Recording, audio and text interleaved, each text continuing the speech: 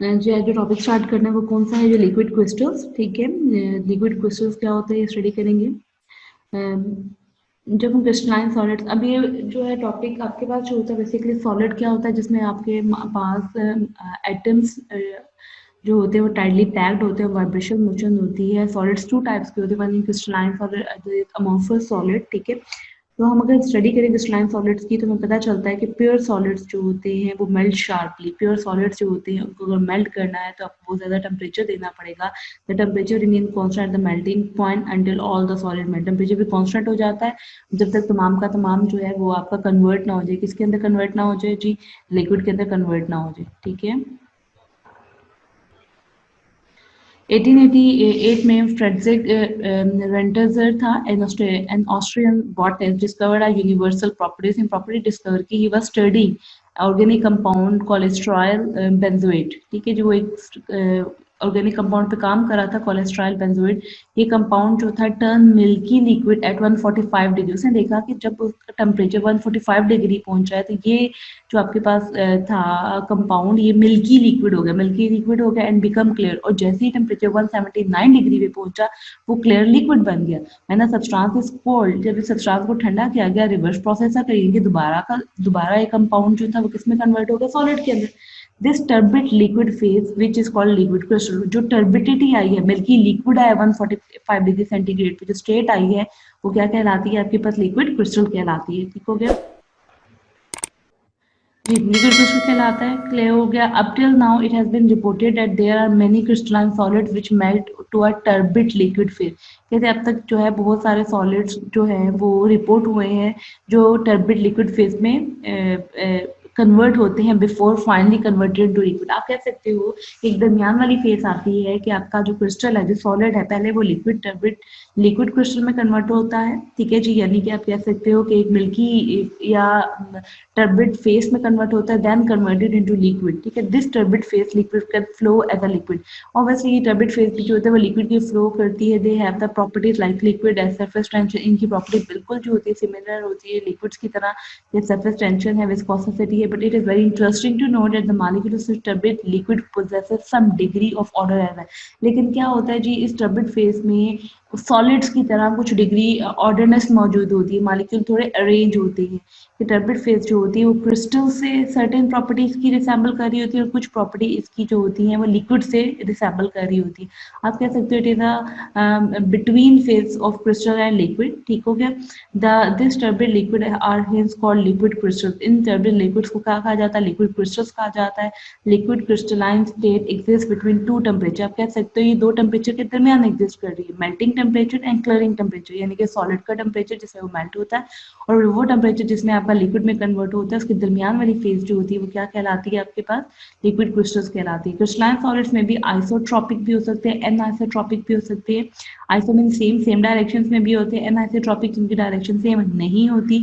ठीक हो गया, रैंडमली होते हैं, बट लिक्विड क्रिस्टल हमेशा क्या होते हैं? एनआइसोट्रॉपिक होते हैं। ये आपके पास क्वेश्चन लिखी हुई है, crystals converted into liquid crystals then into liquids. ठीक हो गया, किसमें कन्वर्ट हो रहा है जी? Then into this one, liquids में कन्वर्ट हो रहा है।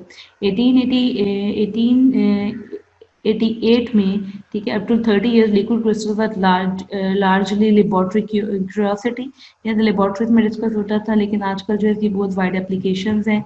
These substances which make the liquid crystals are often composed of rod-like molecule। ठीक है, long rod-like molecule, वो substances, ये substances हम कह सकते हैं liquid crystal के rod-like होते हैं। ठीक हो गया। इन नॉर्मल लिक्विड फेज में ये मॉलिक्यूल जो होते हैं ओरिएंटेड इन रैंडम डायरेक्शन। भी मैंने बात की लिक्विड क्रिस्टल्स में जो होती है कोई फिक्स डायरेक्शन नहीं होती। लिक्विड क्रिस्टल फेज जो होती है, ठीक है जी, इसमें थोड़ी ऑर्डरनेस मौजूद होती है। ये डिपेंड करती है ऑर्डरनेस नेचर पे। लिक्विड क्रिस्टल्स को ऑर्डरनेस की बेस पे हम कह सकते हैं अरेंज हो सकते हैं, नेमेटिक, सेमेटिक एंड कोलेस्ट्रिक। ठीक है, तीन इनकी ऑर्डरनेस है। ठीक है जी, किस किस डायरेक्शन में अरेंज है? The property of liquid crystals are intermediate. अब आपको पता है जो क्रिस्टल्स की जो प्रॉपर्टीज होती है मैंने थोड़ी देर पहले बताया वो इंटरमीडिएट है, those of crystal and isotropic liquid, crystals के दरमियान और लिक्विड्स के दरमियान। और ये बिल्कुल फ्लूडिटी यानी कि फ्लो करते हैं लिक्विड्स की तरह, लेकिन इनकी ऑप्टिकल प्रॉपर्टी का मतलब आपको पता है जी सॉलिड्स पे जब लाइट फॉल करती है तो डायरेक्शन को चेंज कर देती है, तो ऑप्टिकल प्रॉपर्टी इनकी इसी तरह क्रिस्टल्स की तरह और ये फ्लो करते हैं कैसे लिक्विड की तरह। यूजेस ऑफ लिक्विड क्रिस्टल्स की बात करें तो due to the remarkable optical and electrical properties की वजह से liquid crystal find many practical application, many organic compounds और बायोलॉजिकल टिश्यूज जो होते हैं आपके वो किसकी तरह बिहेव कर रहे होते हैं, लिक्विड क्रिस्टल्स की तरह बिहेव कर रहे होते हैं।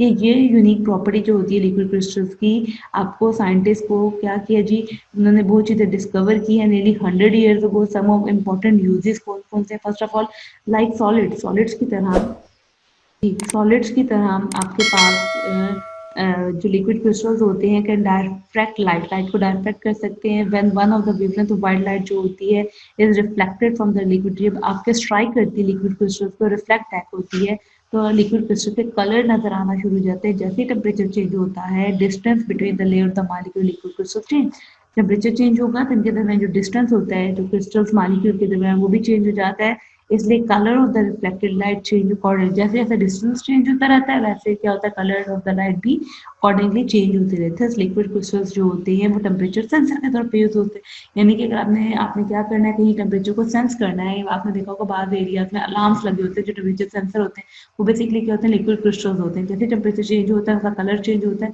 और वो टेम्परेचर को क्या कर लेते हैं सेंस कर लेते हैं।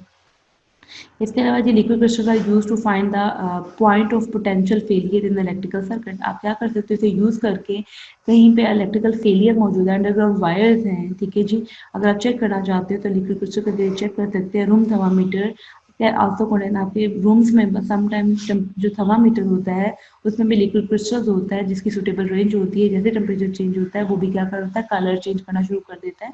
लिक्विड क्रिस्टलाइन सब्सटेंसेस जो होती हैं used to locate the veins, इसके अलावा आपकी वेन्स आर्टरीज इन्फेक्शन ट्यूमर्स भी जो होते हैं लिक्विड क्रिस्टल्स के जरिए हम क्या कर सकते हैं डिटेक्ट कर सकते हैं। रीजन क्या है, these part of the body are warmer than the front, जिस एरिया में ट्यूमर होता है बेसिकली वो क्या होता है जो अनइक्वली डिस्ट्रीब्यूशन ऑफ सेल्स होता है, जिस पार्ट में क्या मौजूद होता है जो ट्यूमर होता है वो पार्ट जो होता है ज़्यादा वार्मर होता है as compare to other body parts of the cell.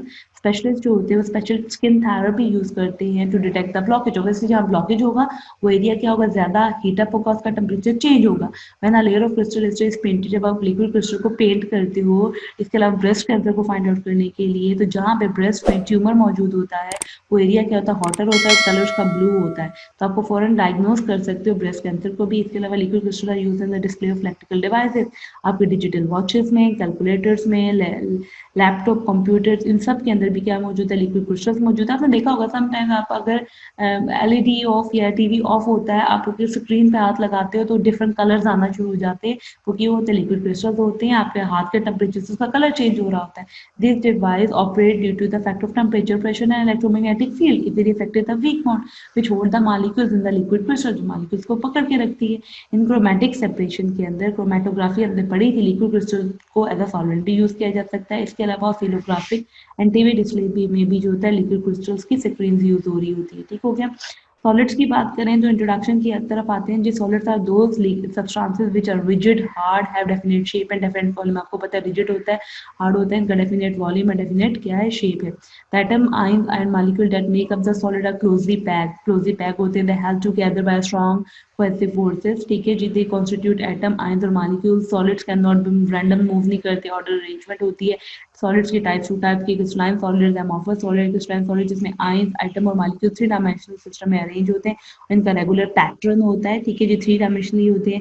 जबकि एमॉर्फस में क्या होता है यार शेपलेस होते हैं, क्रिस्टलाइन नहीं होते। एमॉर्फस सब्सटेंसेस वो सब्सटेंसेस होते हैं जिनमें रेगुलर अरेंजमेंट नहीं होती। द बेस्ट एग्जांपल थे ग्लास, प्लास्टिक, रबर से। ये सब्सटेंसेस जो होते हैं हैव सॉलिड स्टेट प्रॉपर्टीज होती हैं and virtually completely maintain the shape and volume, but they do not have order नहीं होता इनके अंदर। Many crystalline solids can be change into amorphous, आप बहुत से क्रिस्टलाइन को अमॉर्फस में चेंज कर सकते हो by simple melting them and then cooling the molten mass rapidly.